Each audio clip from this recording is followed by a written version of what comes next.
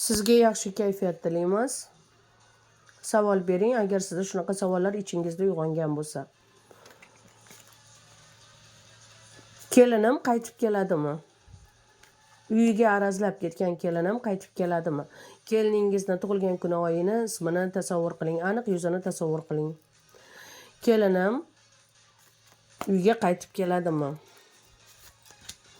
Kelinim uyga qaytib keladimi ota-onasining uyidan? Arazlab ketgan kelinim. Keliningiz qaytib kelishini siz xohlayapsiz, lekin ko'p sovuq gaplar bo'lgan. Keliningiz ketgan, qaytib kelmayman deb ketgan va ko'p orzu umidlari xuddi marjon kabi uzilgan, ya'ni rejalari, planlari uzilgan. Lekin yomon niyatda kelmagan xonadoningizga. Keliningiz aldangan, ko'p va'dalar berilgan bu xonadon egalari, lekin bironta va'dasida turmagan. Keliningiz aldangan va hozirgi paytda alamzada, qasos oluvchi, ya'ni qasoskor holatga tushgan, jahli chiqqan, balkim farzandlar tashvishi bilandir, ularning kelajagi tufaylidir. Keliningiz lekin bir vaqtning o'zida erini yaxshi ko'radi, qaytib kelish niyati bor, lekin bu narsaga kuchim yeta olmaydi, bu oilaga kuchim yetmaydi. Hamda erim faqat quruqdan quruq va'da beradi. Meni hech ham himoya qila olmaydi. Faqat meni yomon ko'radi erim.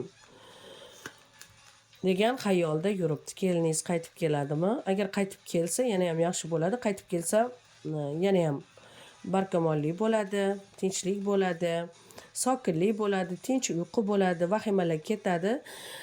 Sizlarga bu oilaga ko'z teganda, bu oilada ko'z tegan, bu oilada yovuz nazarlar tegan, bir tozalab yuborish kerak uyini, o'g'lingizni, o'zingizni bir tozalab yuborish kerak. Qanday tozalaysiz? Tuzli suvdami, chayni suvda bilanmi, lavrov list bilanmi, rozmarin choy bilanmi, farqi yo'q. Bir tozalab yuborsa hammasi joyiga tushadi. Keliningiz kelishdan qo'rqyapti. Ammo kelsa hammasi yaxshi bo'ladi. Ikkilanish bor. Keliningiz kelishga tayyor, faqat sizlardan sado kutyapti. Sizlarda esa sado yo'q. O'tiribsizlar, olma-pish og'zimga tush deb.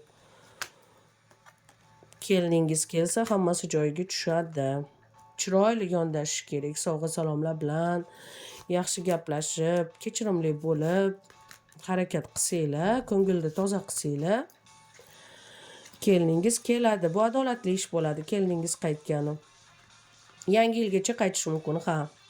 Keliningiz mana shu qish oyida, ya'ni qish fasli boshlanishi yoki oxirigacha, agar qish fasli yangi yilgacha kelmasa, demak keliningiz bahorgacha qaytib kelishi mumkin. Iloji bo'lsa tezlashtiringlar.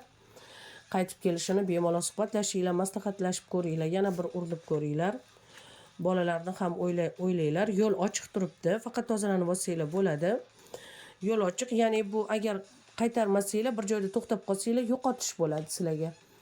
Bu yaxshi emas, ikki tomonga zarar bo'ladi. Keliningizni qaytarib olib kelishga harakat qiling. Qaytib kelishga tayyor. Ha?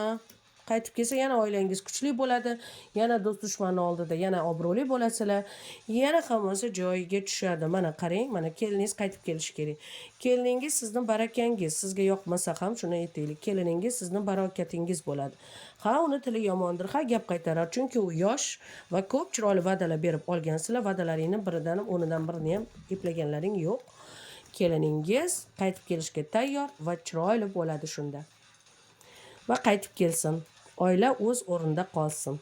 Va shunday bo'lsin. Amin.